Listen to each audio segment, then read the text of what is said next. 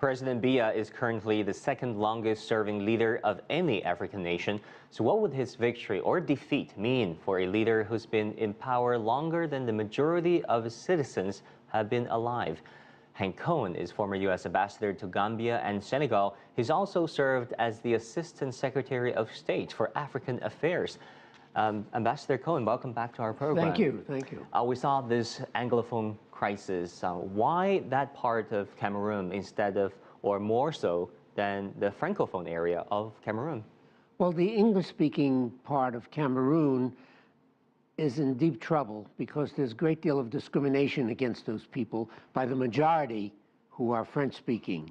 They're getting very little of the wealth, or very little of the business investment and that sort of thing, so they are very angry. Secondly, when they voted under the United Nations to join the French-speaking Cameroon, they came in as a federal independent state, and they had their own legislator and their own chief of state, and they only shared the currency and the foreign policy and the defense. In 1972, the federal government had a referendum to unite, and of course this was illegal because this minority never wanted to be united totally with the rest of Cameroon, so they were just smothered and taken into Cameroon. They're very angry about it. So what would the result of this election mean to the Anglophone crisis? Well, Paul Biya is going to get reelected. He never loses. The elections are totally rigged, so there's no tension there. Will he win or will he not win? He's going to win. So now the government has two wars on their hand. In the north, they have the fight against the Islamic terrorists, Boko Haram, who come from northern Nigeria. This is a very difficult war that they're fighting. And in the west, they're fighting guerrillas from the English-speaking part of Cameroon, and you cannot defeat them because they have unlimited support from across the border by Nigerians. I'm not saying the Nigerian government is helping them, but Nigerian ethnic brothers are giving them unlimited arms and unlimited money. So they have to get into a negotiation with these people. And then, well, some are concerned that Biya is Cameroon's absentee president. He's in power for so long. Why so long? Well, his ethnic group represents about 10% of the population.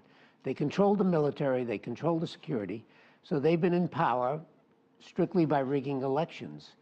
Some parts of the Francophone areas are happy. They have business, they have agriculture, and they're doing well. But the majority of the people are totally repressed, and they're not sharing the wealth.